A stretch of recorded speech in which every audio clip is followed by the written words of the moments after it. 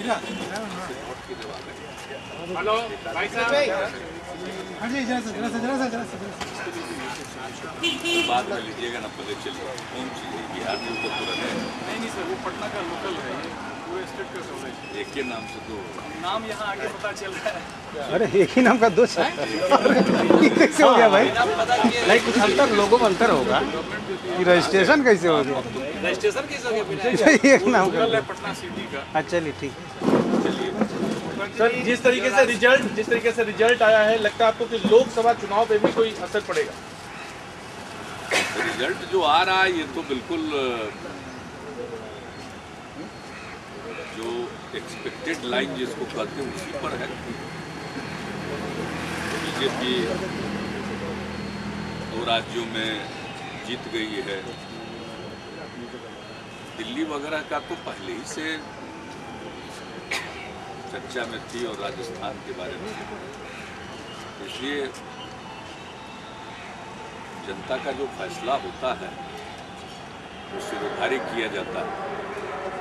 और जहाँ तक सवाल है कि इसका प्रभाव लोकसभा के चुनाव में, वो तो वक्त बताएगा। लोकसभा का चुनाव तो जो केंद्र सरकार का कामकाज है उस पर होगा, और मुझको नहीं लगता है कि 5 साल में कोई क्या किया है ये बहुत कुछ बदलाने की स्थिति में होंगे। बहरहाल अभी तो यही पता नहीं है कि चुनाव तुरंत होगा या अप्रैल महीने में होगा। 1.5 साल से चुनाव के ही कयास लगाए जा रहे हैं इस देश में, इसलिए लोकसभा के चुनाव अब वैसे भी समय पर भी होगा, तो अब ज़्यादा वक्त कहाँ, 4 महीने का वक्त है। मुझको तो लगता है कि जो केंद्र की सरकार है अभी यूपीए गठबंधन की, एक तरह से अल्पमत की सरकार है और बमुश्किल इन्होंने बहुमत का जुगाड़ किया है। चुनाव में जाएंगे तो जनता इस बार नकारेगी, ऐसा दिख रहा है। लेकिन केंद्रीय मंत्री अभी से बहुत तेजी से लग गए हैं कार्यक्रमों के द्वारा, चुनाव प्रचार में, जनसभाओं में। कि चुनाव के टाइम में तो होता ही है। बिहार के हमारे माननीय मंत्री हैं, वो तो यहीं आजकल रहते ही हैं। तो चुनाव के टाइम में तो सबको मालूम है कि इस समय खूब शिलान्यास होता है, लेकिन वो तो चुनाव के टाइम में प्रगति का प्रतिवेदन जनता मांगेगी ना, कि पहले से जो सब शिलान्यास हुआ पड़ा था उसका क्या हुआ। 5 साल का मौका मिला, कितना काम करा पाए, ये तो जनता चुनाव में पूछेगी। शिलान्यास वगैरह तो सबको मालूम है कि चुनावी मौसम में शिलान्यास होता ही रहता है, और शिलान्यास करने में क्या लगता है, शिलान्यास करते जाइए। हम लोगों के टाइम में तो कमेंसमेंट ऑफ वर्क हम लोग करते थे, काम का शुभारंभ। अटल जी आए थे प्रधानमंत्री के रूप में, यहाँ से काम शुरू किया इन्होंने। पटना में रेल पुल का दीघा और पहलेजा के बीच में, देखिए आज तक नहीं बन पाया। इसको बन जाना चाहिए था, उसका टारगेट था। मुंगेर में काम शुरू हुआ, लेकिन कोई एक बड़ी परियोजना पूरा नहीं कर सके, और जिसको पूरा करने का टारगेट निर्धारित, तो इसलिए शिलान्यास वगैरह का कोई खास मतलब नहीं। लेकिन ठीक है, शिलान्यास कर रहे तो अच्छा है, किसी बहाने हमारा भी प्रचार हो जाता है। मीटिंग में तो बाहर जाएंगे नहीं, हमको बिना कोसे हुए, जैसे ही हमको कोसते हैं मेरा काम चलता है। आप फ्यूज बल्ब कहते हैं, वो ट्रांसफार्मर कह रहे हैं। देखिए, हमने उनको कहा फ्यूज बल्ब, तो वो अपने को अधिक से अधिक ट्रांसफार्मर ही न बता रहे हैं, पावर हाउस नहीं ना है। तो खुद तो एडमिट कर लिए कि ट्रांसफार्मर का मतलब होता है वोल्टेज को घटाना पड़ा, तो खुद तो पावर है नहीं है, वो खुद स्वीकार कर लिया उन्होंने। अब जब खुद स्वीकार कर लिया तो क्या करना। पहले कहते थे कि उन्हीं के बल पर सब चीज़ है, यानी वो पावर हाउस है, वहीं से पावर निकलता है। आप कह रहे हैं अपने को ट्रांसफार्मर, तो जब अपने को ही वो ट्रांसफार्मर कह रहे हैं तब ज़्यादा कुछ कहने की ज़रूरत है नहीं। तो ये जो एनडीए नहीं होने की वजह से आपको लगता है कि ये हार हुआ? ये राजस्थान में हार हुई है, चाहे दिल्ली में, जैसे बिहार में एनडीए लड़ा उस तरह से वहाँ पर नहीं हुआ, ये भी एक वजह है। देखिए, अलग अलग राज्यों की स्थितियाँ भिन्न हैं, अलग अलग राज्यों की स्थितियाँ भिन्न है। बिहार में एक लंबे समय से जनता दल यूनाइटेड भारतीय जनता पार्टी का गठबंधन है, इसको हम यहाँ एनडीए के नाम से पुकारते हैं। अलग अलग राज्यों की अलग अलग स्थिति है और मैं नहीं समझता हूँ कि इसका इस प्रकार से सरलीकृत व्याख्या हम कर सकते हैं। मुझको ऐसा लगता है कि ये जो अंदेशा था, अंदाज था, उसी के आधार पर रिजल्ट आया है। कोई इसमें आश्चर्यजनक बात नहीं और ये कोई मामूली बात नहीं है कि छत्तीसगढ़ जैसे राज्य में भारतीय जनता पार्टी फिर से सरकार बनाने की स्थिति में आ गई, जीत गई। मध्य प्रदेश में अच्छा प्रदर्शन है, राजस्थान में थोड़ा जरूर दिखाई पड़ रहा है, लेकिन चारों तरफ से जो सूचनाएं आ रही थी उसके मुताबिक राजस्थान को सब लोग मानते भी थे और दिल्ली के बारे में तो कांग्रेस कोई ज़्यादा नहीं। मुझे इस नतीजे से एक बात ये आपको लगती है कि महंगाई और आतंकवाद का मुद्दा तो या दूसरे जो मुद्दे हैं, खास करके महंगाई, ये एक बहुत बड़ा मुद्दा है।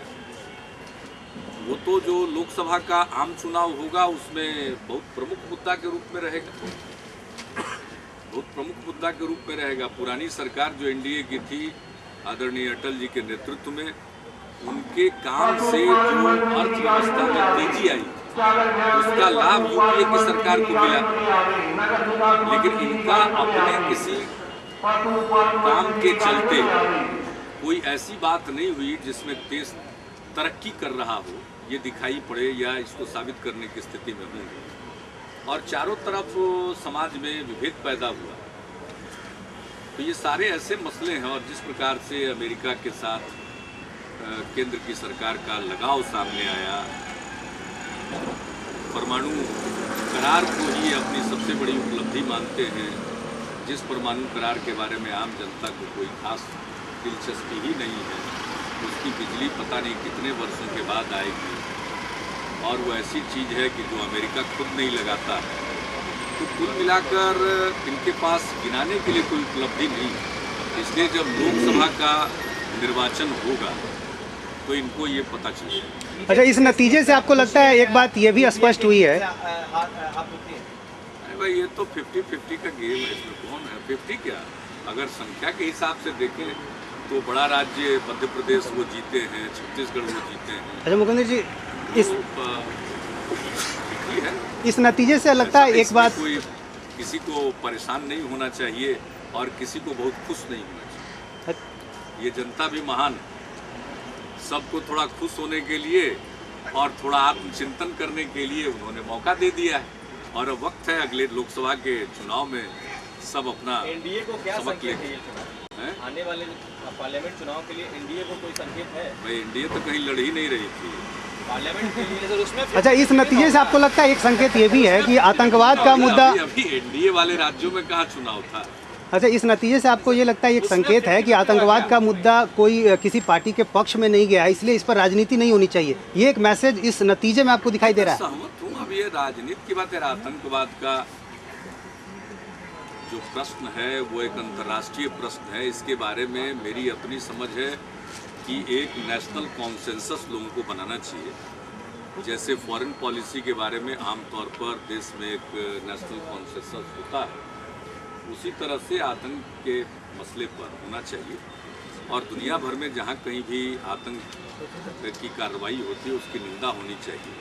और ये तो सारे विश्व के लोगों को मिलकर, और इसका कोई जाति और धर्म से कोई रिश्ता है नहीं, और ये एक ऐसी समस्या है कि जिसके बारे में सबको मिल करके एक राय बना करके उस पर चलना चाहिए।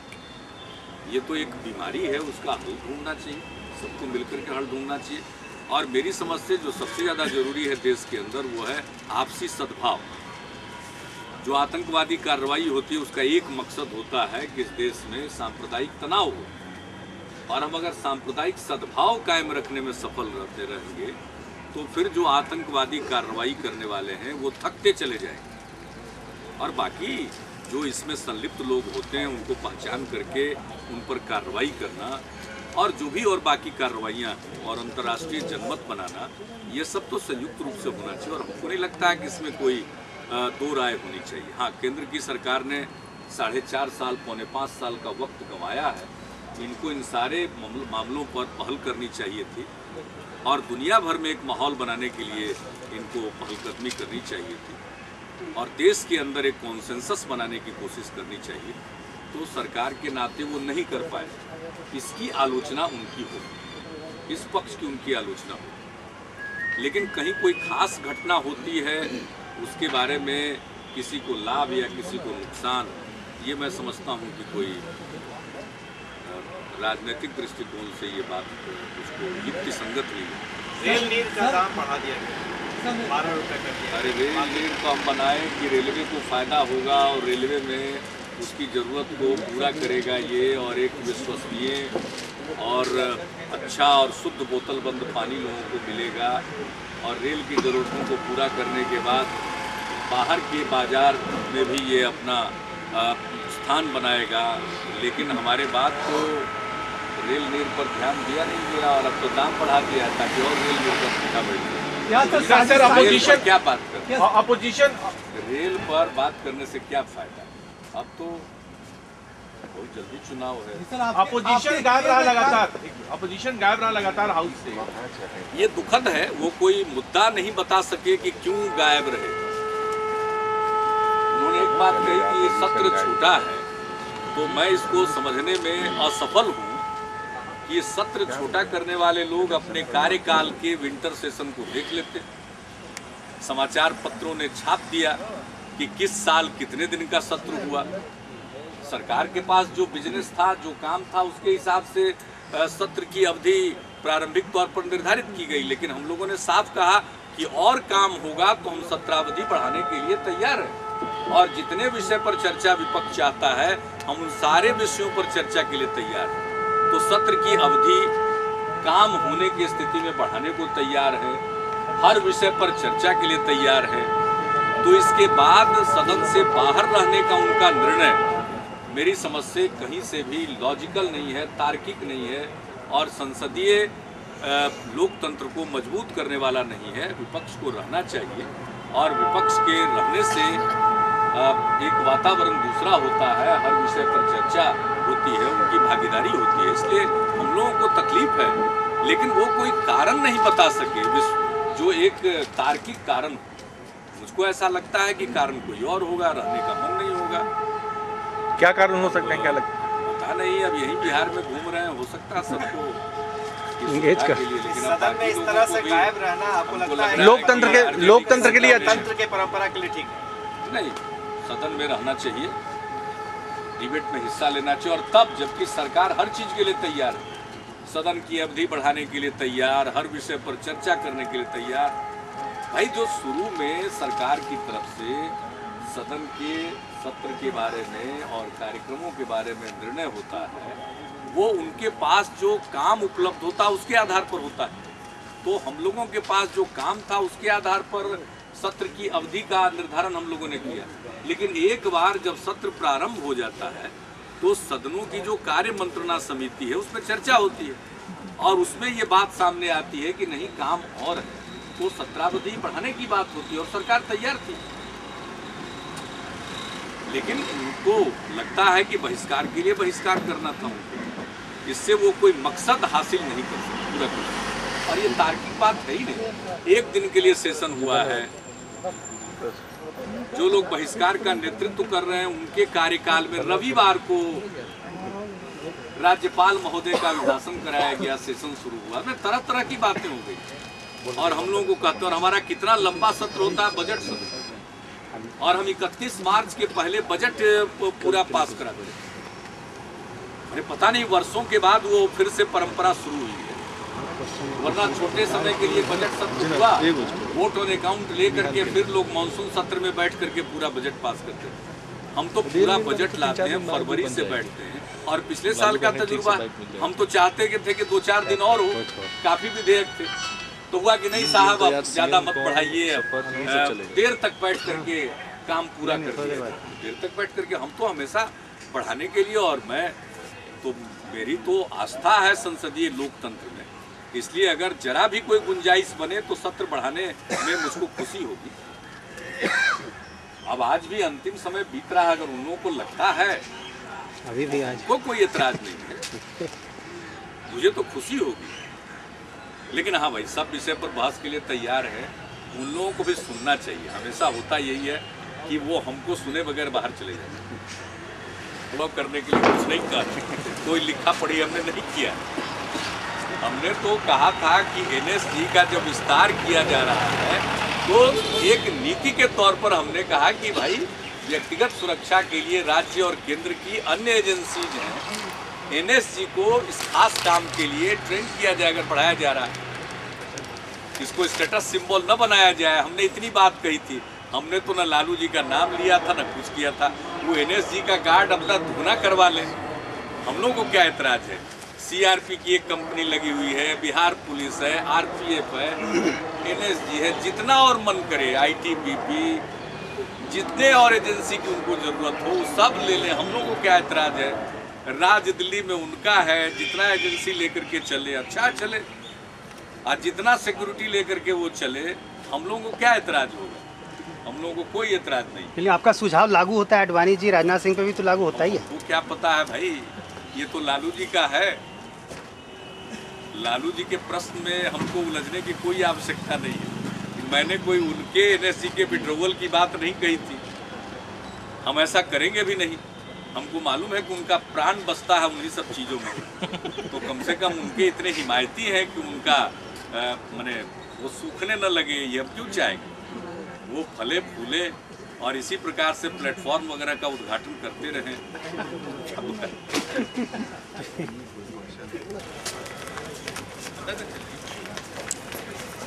आपके समय में तो कभी नहीं हुआ है कि पूरा पता नहीं बार वर्कआउट कर गया आधा के लिए, क्या एक दिन 2 दिन 4 दिन जाता था, अभी खाली तो साइन करने आ रहा है।